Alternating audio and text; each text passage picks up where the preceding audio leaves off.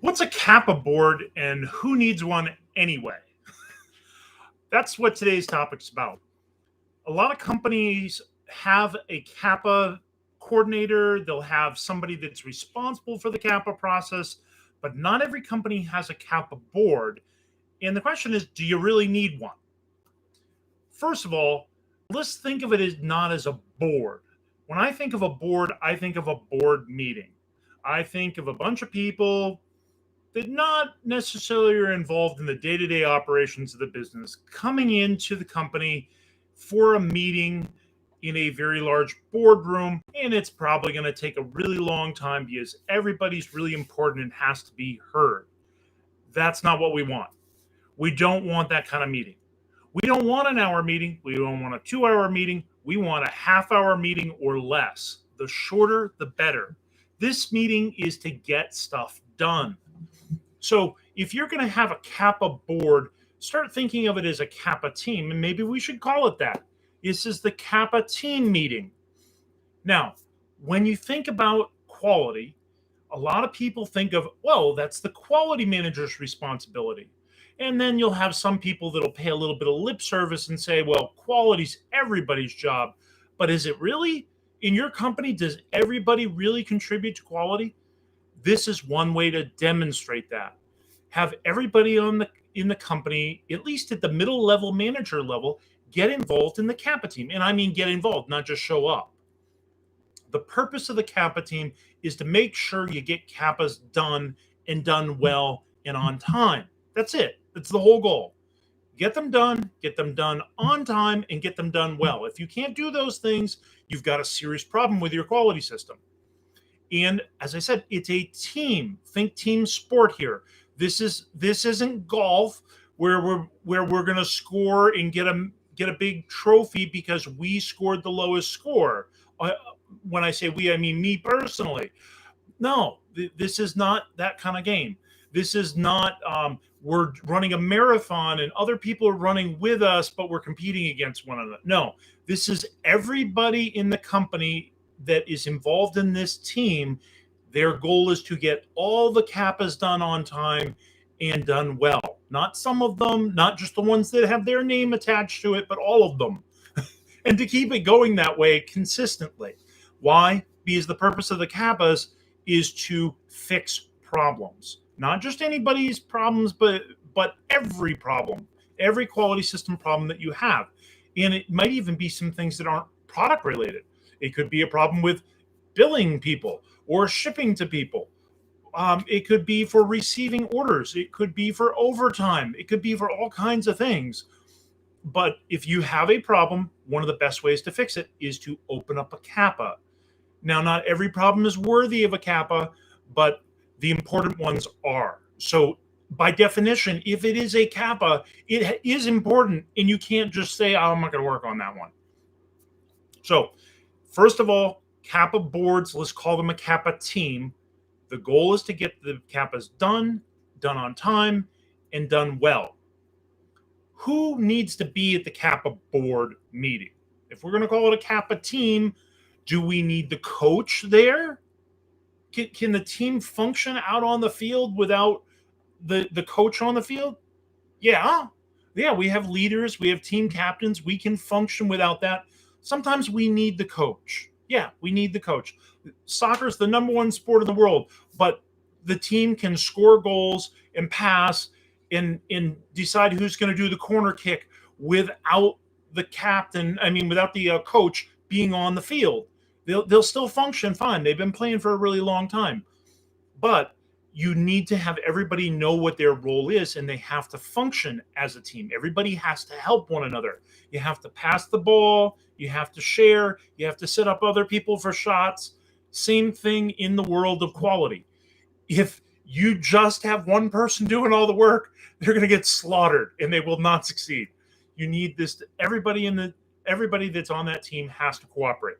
So, number one, the purpose of the meeting, not to blame anybody. We're not here to say, oh, you're behind, you're a bad person, you didn't do your job. That's not the purpose of the meeting.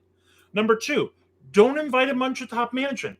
Top management already has this thing called manager reviews that you do typically quarterly, sometimes annually, but they should do it quarterly. If you're doing a manager review and you're going to review the CAPA status there and top management's there, why do you need to have those people there every single time you have a CAPA meeting? You don't. They do it at a manager review, and they can give guidance and feedback and set goals and objectives and approve resources. Now, if you need, let's say, this new CAPA that we're working on is going to require design change and requires approval of the design project, and it's going to cost a couple $1,000,000, yeah, you're going to need approval from top management. But that doesn't mean they need to be in all the meetings that lead up to that decision or after that decision. They just need to approve the money, and they get to review it at the manager reviews. So don't invite top management unless absolutely necessary. Invitation only for top management, and you kick them out as soon as you're done with their decision. I mean, seriously, kick them out. You don't need to waste their time. They're important people. Kick them out. Just have the people there that are going to get stuff done, and they will appreciate it. In my company, I have a really simple rule. I trust my employees. I have extremely valuable employees. And when they are making a decision on whether they should go buy something, like, let's say my phone dropped and it broke, so do I need approval from the boss? No. Get yourself a phone and let me know. Send me the receipt. Why? Because it's less than $1,000. I just put $1,000 limit and say, if it's going to cost more than $1,000, you need to check with me first. Doesn't mean I'm going to say no. Just check with me first, because I don't want to get a big bill over $1,000 without discussing it first. But if it's under $1,000, take action, ask for permission later.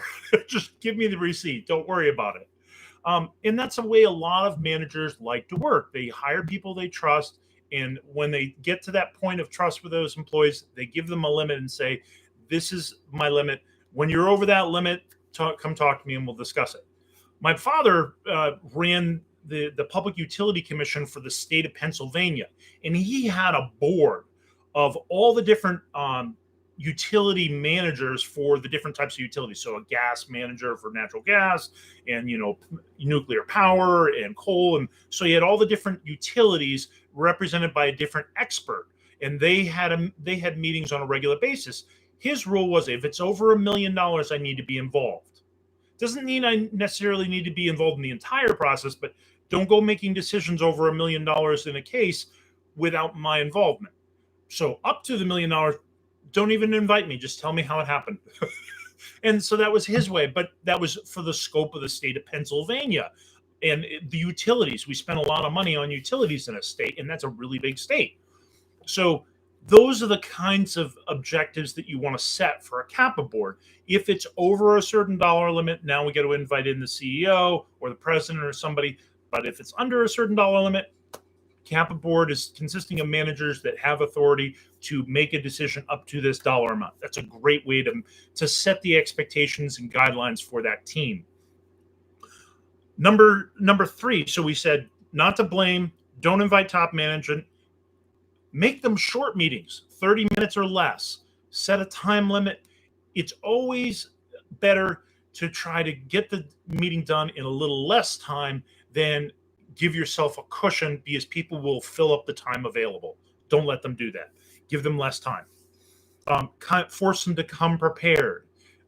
Make sure that each person in the room knows what their responsibility is, what they're contributing to the meeting, and what their role is for that week, because it may change. They may rotate the responsibilities. That's actually a good practice, so you have everybody cross-trained and can cover for one another when people are out sick or have a wedding or something good, like going and visiting a new supplier, or we're going down to the stock exchange and we're going to ring the bell because we just went public. These would all be great reasons to have somebody not there, and somebody's going to keep the business running. So somebody's going to cover, cross-train everybody. Make sure that all the CAPAs are on schedule. But if the answer is we have 10 CAPAs and all 10 are on schedule or complete, what are we having a meeting for? Cancel today's meeting. Everything's on schedule. No meeting. Yay! One less meeting this week. But have a standing meeting every week, and you only discuss the ones that are a problem. So I like to think of things as stoplight reports.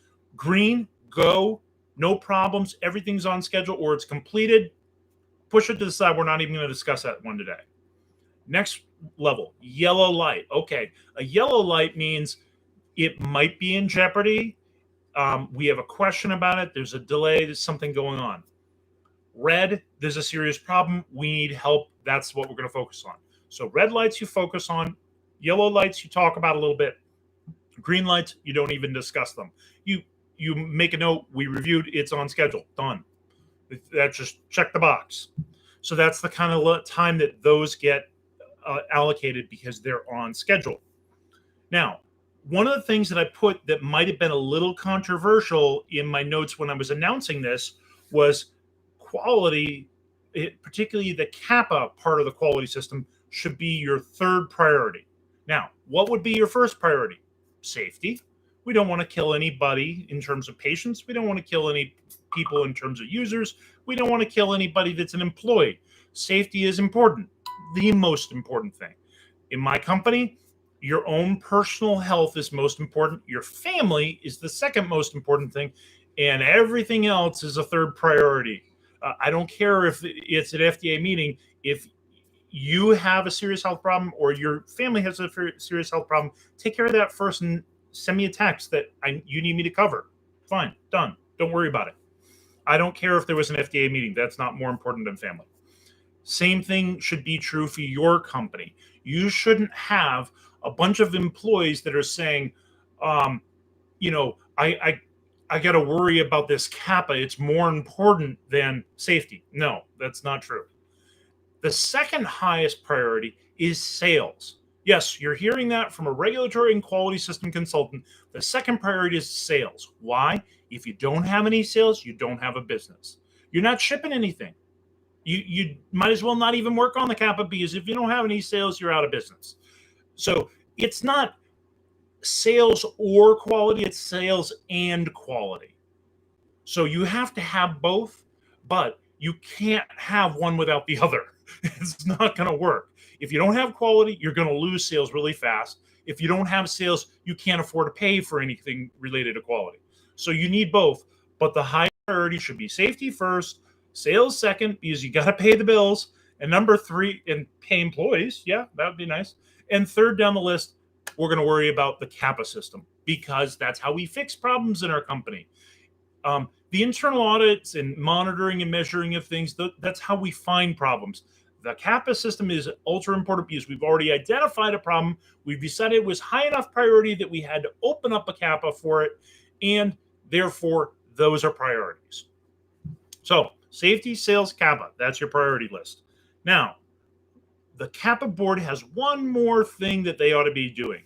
They ought to be proactive. Now, if you are a soccer fan, then you can think of this as running to where the ball will be. You don't chase after the ball. You end up with a bunch of 9-year-olds that are all huddling around the ball and nothing ever gets done. There's no passing, there's no shooting, there's no scores. It's really painful to watch as a parent. But if we have a real world-class team, World Cup soccer, they're spread out evenly over the entire field. They have long passes. They have long shots. It's exciting to watch. Everybody moves to where the ball is. They move together, even though they might be 20 yards apart. It's really fun to watch. Well, in a quality system, you need preventive actions. If everything is reactive, it's like a bunch of 9-year-olds on the field. If it's a world-class system, you have preventive actions. So you should have more preventive actions than corrective action. Yes, occasionally we're blocking shots. Yes, occasionally we're stealing the ball. Yes, sometimes we have two players side by side duking it out, and we have a third player run over to them. But if the third player runs over, that is not a reason for the fourth, fifth, and sixth player to run over too. That's bad. Now you're playing like a 9-year-old. So you need preventive actions. You need to be proactive in your CAPA system. And that's what the whole point is of a preventive action. If you have a complaint, if you have non-conforming product, if you have an audit finding, then you don't have a preventive action. Those are corrective. So part of the whole system is to monitor and measure your data and do that analysis and determine what might be something that we need to open up a preventive action for before it becomes a problem. So this CAPA board ought to be very aware of all the monitoring and measuring that's occurring in the company and identifying potential preventive actions. That should be one of their key priorities, not just all reactive. What do we do about existing CAPAs? So to recap here, number one, schedule your meetings shorter. Think of it as a team. Quality is a team sport, and you need the CAPA team. Don't invite top management. It's not to blame people. You only need to discuss the CAPAs that are on schedule. The priorities are safety, sales, CAPA in your company, and drive preventive actions with this team. Now, for management review, we're going to review the CAPA. And so the CAPA board ought to be thinking about what do we want to present to top management. So you might want to think about having the responsibility of creating the CAPA slides that are going to be presented at the manager review rotated between the different team members. That would be a really fair way to do it. Rotate the responsibility of taking meeting minutes, creating agendas, tracking it, rotate it so everybody knows every part of the job so the CAPA system doesn't rely on one person. But the things that should be happening in your CAPA meetings, these CAPA team meetings, do you need more resources for this CAPA? Do you need help investigating? Who should be assigned to the investigation of this? What information do you need, maybe from other departments, as part of the investigation? What ideas can the CAPA team contribute to decide what is the best correction, best containment, best corrective action, best preventive action to really solve that CAPA? Because everybody has different expertise and skills, and you might need that multidisciplinary team to really create a fully effective corrective action plan. Just fixing a procedure isn't enough. Just training people isn't enough. Just making new tools and implementing them out there on the production floor, just validating a new process. Any one of those things is good, but all of them together are needed to really make any kind of significant changes. You might need help. Somebody might be over their head. I committed to that CAPA. I thought I was going to be able to get it done, but something happened. Maybe we had a major customer complaint. Maybe we suddenly had a new product launch. Maybe I had a problem with a supplier and I had to fly out to Michigan and fix that. I need help. Tell somebody on the team, hey team, I'm not going to get that done. I know we don't have our meeting until next week, but I need to let you all know now I'm going to be gone for the next 3 days unexpected off to Michigan to fix the supplier issue. I need you guys to take it over for me and help me. And because you've been meeting each week and you're a part of the CAPA team, you know exactly what that person was responsible and you can cover for them. That's the goal of this. Effectiveness checks are really important. It's probably the fundamental most important part of the CAPA process is to make sure it was effective. Some people do re-audits. There's nothing wrong with re-auditing, but it's subjective. It comes down to the quality of your auditor, how skilled they are, and how well they know that process. So if you're an expert auditor and you really know that process, yeah, you'll probably do a great job of the re-audit. But not everybody's like that. And you don't want to always have to do an audit.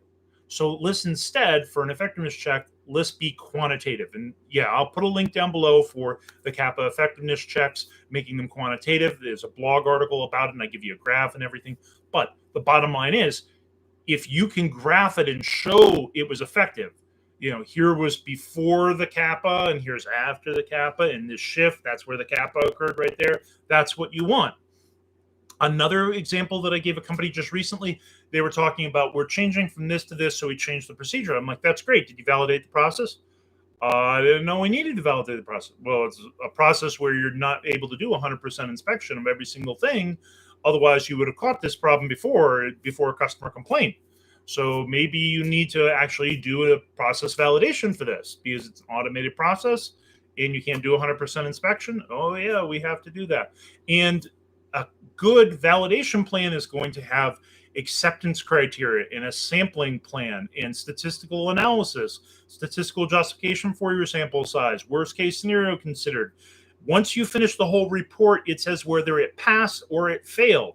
quantitatively based on the pre-approved analysis plan. Sounds like it was effective to me if you pass the statistical analysis and it met all the acceptance criteria. Why do I have to do more work? You don't. You're done. You have a written report that you can slide right in there and say, we're done. We have a validation report that was prospectively reviewed and approved by multiple people. We conducted it. We had a sampling plan in there. We had a statistical analysis plan. It met all the criteria. It was accepted. Boom, we're done. So that's really important. And the last piece, coordination of your CAPA plan. The board, this board or team needs to coordinate that. Almost every CAPA affects other departments. It's going to have multiple people involved. So you want to make sure that that team is responsible for communicating to the other departments. It's much more efficient for them to communicate with their department than one person in one department, the quality department, communicating to the whole entire organization.